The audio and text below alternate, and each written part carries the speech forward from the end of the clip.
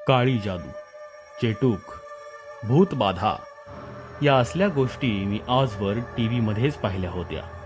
पण आज मी एका अशा ठिकाणी आलोय जिथे रियालिटीमध्ये अशा गोष्टी अजूनही घडत आहेत. इथल्या प्रत्येक झाडाला काळ्या भावल्या लटकवलेल्या आहेत आणि सोबत त्यांचे फोटो सुद्धा, ज्यांच्यावरती ही काळी जादू केलेली आहे.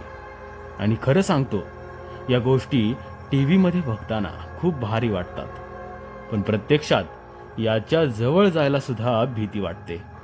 पण 21व्या शतकातही अशा गोष्टींना वाव मिळतोय हे सांगण्यासाठी हा व्हिडिओ मी बनवत आहे. नमस्कार, मी आहे डॉक्युमेंटरी मॅन आणि आज आपण पाहतोय काळ्या जादूचं झाड. परवा माझ्या वाचनात कुठेतरी आलं की एका ठिकाणी अजूनही काळ्या जादूला प्राधान्य दिलं जातंय. लोकांचा अंधश्रद्धेकडे कल वाढत चाललाय. कुतूहलाने तो संपूर्ण लेख वाचला तर समजलं ही गोष्ट सातारा पुणे जिल्ह्याच्या सरहद्दीवरील मांढरगडावर घडत आहे. माझ्या घरापासून इतक्या जवळ अशा गोष्टी घडतात आणि मला माहित नाही, या उत्सुकतेने मी दुसऱ्या दिवशी मांढरगडावर आलो. आज मांढरगडावरती मी पहिल्यांदा आलो होतो, त्यामुळे मला इथलं काहीच माहित नव्हतं. ते झाड कुठं आहे, कसं आहे, आय डोंट नो. पण मी इथे आलो कारण मला या गोष्टी स्वतःच्या डोळ्यांनी पाहायच्या होत्या आणि तुम्हाला सुद्धा दाखवायच्या होत्या.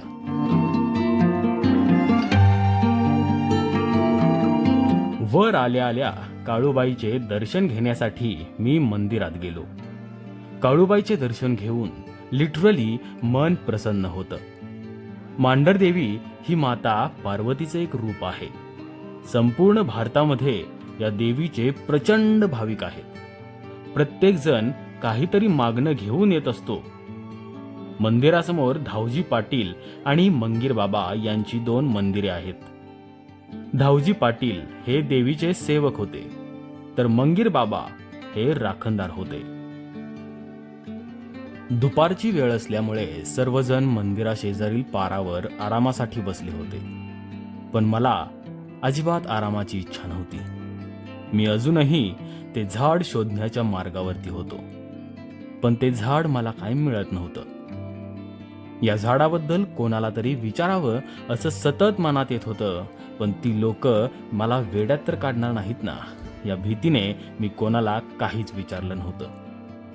शेवटी होईल ते होईल असं म्हणून मी एका व्यक्तीला विचारलं, टाचण्या टोचलेलं ती बाहुल्या लावल्यात बघा, झाड आहे ते कुठे गेली? त्याच्या पाठी मागायचे, खाली जावं, कुठलं खाली पायऱ्या उतरायच्या, हितनं असं खाली तिथनं खाली पायर गावात नसेल जायतलं मस्त म्हणून रस्ता तिकडे जावं लागतं. खाली खाली 1-1.5 मीटर तिकडं असतं. इथं होते काढले झाडं, तिथं होतं. ते समोर एक आहे. हां ते ना. मला त्यांनी एक झाड दाखवलं आणि मी तिथे गेलो. पण त्या झाडाला कुठेच बाहुली दिसत नव्हती. फक्त कापडामध्ये काहीतरी ठेवून ते लटकवलेलं होतं. हे पाहून मी जरा निराश झालो आणि गडावरून खाली उतरलो. काही लोक खालच्या पायवाटेने वर येत होते. मी विचार केला की मंदिर तर तिकडे आहे, मग लोक इकडं काय करतायत, जाऊन बघायचं का, असं म्हणून मी गाडी घेऊन खाली गेलो. तिथे सुद्धा मला एक तसंच झाड दिसलं जसं मी वर पाहिलं होतं.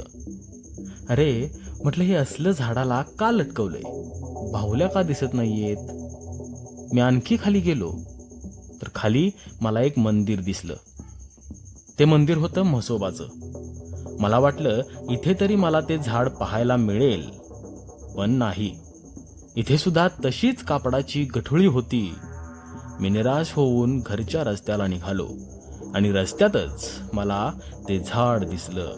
ते दृश्य पाहून खरंच मी आश्चर्यचकित झालो. जसं मी पिक्चरमध्ये बघितलं होतं अगदी तसंच आज मी प्रत्यक्षात पाहिलं. ही जी काळी जादू केली जाते ही प्रामुख्याने कोणाचं तरी वाईट होऊ दे या हेतूने केली जाते. यामध्ये माणसासारखी दिसणारी बाहुली असते आणि ज्या व्यक्तीचं वाईट करायचं आहे त्याचा DNA, फॉर एक्झाम्पल केस, रक्त याचा एक भाग असतो किंवा खुद्द त्या व्यक्तीचा फोटो सुद्धा.